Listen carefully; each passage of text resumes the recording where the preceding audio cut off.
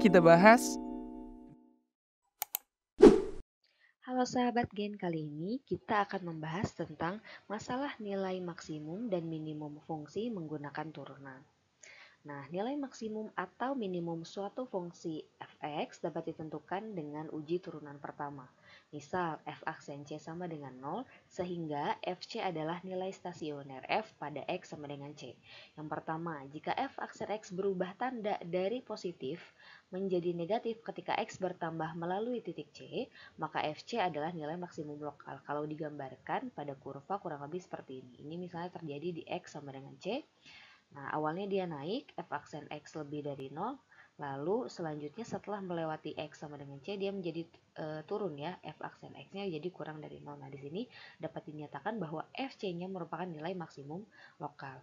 Yang kedua, jika f aksen x berubah tanda dari negatif menjadi positif ketika x bertambah melalui titik c, maka fc adalah nilai minimum lokal. Berarti bentuknya sebaliknya ya. Nah, seperti ini. Awalnya dia negatif dulu, f aksen x-nya kurang dari 0, lalu di sini misalnya x sama dengan c, stasionernya. Nah, lalu setelah lewat dari x sama dengan c, dia naik f aksen x lebih dari 0 positif. Berarti ini titik atau nilai minimum lokal.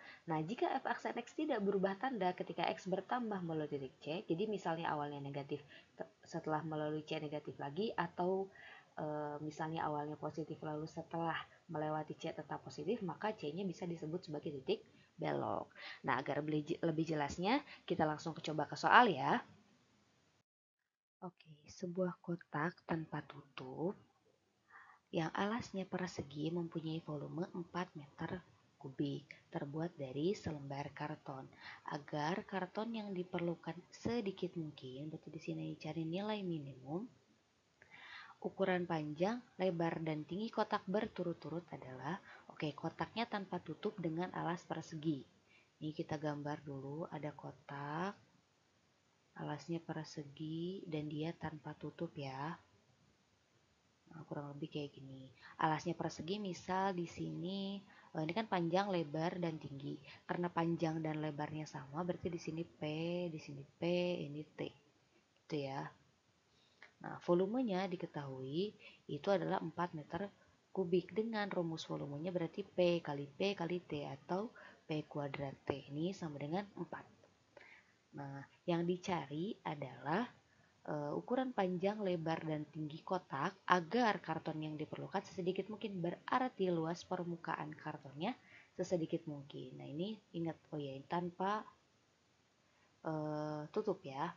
Nah, berarti kalau tanpa tutup di sini ada alas dan ada sisi-sisi yang di sini ada 4. Berarti luas permukaannya atau L-nya itu sama dengan alasnya adalah P kali P atau P kuadrat karena berbentuk persegi ditambah dengan ini ada 1, 2, 3, 4 ya.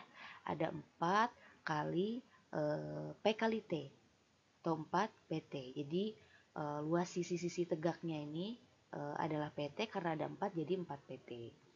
Nah, karena di sini yang kita mau cari adalah minimum, nilai minimum dari karton yang kita punya. Nah, maka hal pertama yang kita lakukan adalah kita harus mencari dulu nilai stasionernya. Nah, di sini kan fungsinya masih dalam bentuk atau variabel P dan T ya. Nah, berarti di sini karena kita punya persamaan P kuadrat T sama dengan 4, nanti kita substitusi T yang kita punya dari sini ke sini. Sehingga kita akan mempunyai rumus luas sebagai fungsi dari P. Nah, di sini kita punya, berarti karena P kuadrat T sama dengan 4, maka T sama dengan 4 per P kuadrat. Nah, nilai T yang ini, nilai T sama dengan 4 per P kuadrat ini kita substitusi ke sini. Ini T di sini.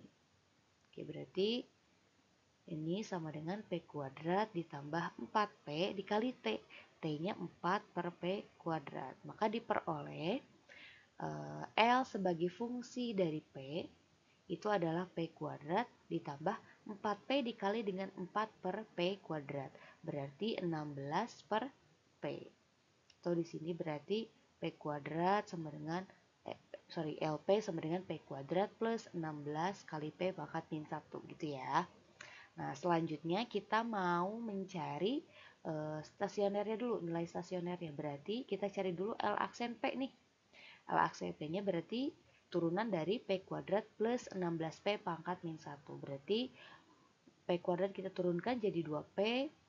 Lalu di sini 16P pangkat min 1 kita turunkan jadi min 16P pangkat min 2. Atau kita peroleh di sini 2P min 16 per P kuadrat. Nah, karena mau mencari nilai stasionernya berarti L aksen P-nya harus sama dengan 0. Berarti 2P min 16 per P kuadrat sama dengan 0. Dari sini kita peroleh 2P sama dengan 16 per P kuadrat. Lalu di sini kita bagi kedua ruas dengan 2, berarti ini jadi 8. Maka kita punya P sama dengan 8 per P kuadrat. Ini kita kali silang. P dikali dengan P kuadrat jadi P pangkat 3, ini sama dengan 8. Nah, kalau teman-teman perhatikan, nilai P yang memenuhi sehingga P pangkat 3 sama dengan 8 itu cuma satu, yaitu P sama dengan 2. Nah, selanjutnya kita mau uji dulu nih, apakah P sama dengan 2 ini akan menyebabkan fungsi yang kita punya itu memiliki nilai minimum. Nah, kita coba substitusi ke sini. Kita buat garis bilangannya dulu. Nah, di sini 2 ya, berarti 2. Nah, di sini kan LP sama dengan 2P dikurangi 16 per P kuadrat. Bisa kita cek yang kurang dari 2 nih, P sama dengan 1. Berarti kalau untuk P sama dengan 1, L aksen 1 sama dengan 2 dikurangi 16 per 1 ya, di sini. Jadi 2 kurangi 16 itu min 14. Nah, ini negatif ya.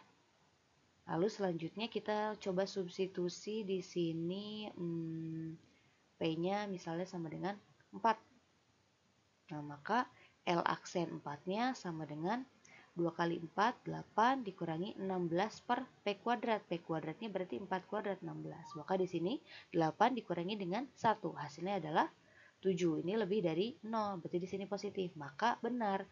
P sama dengan 2 menyebabkan fungsi yang kita punya atau nilai stasioner ini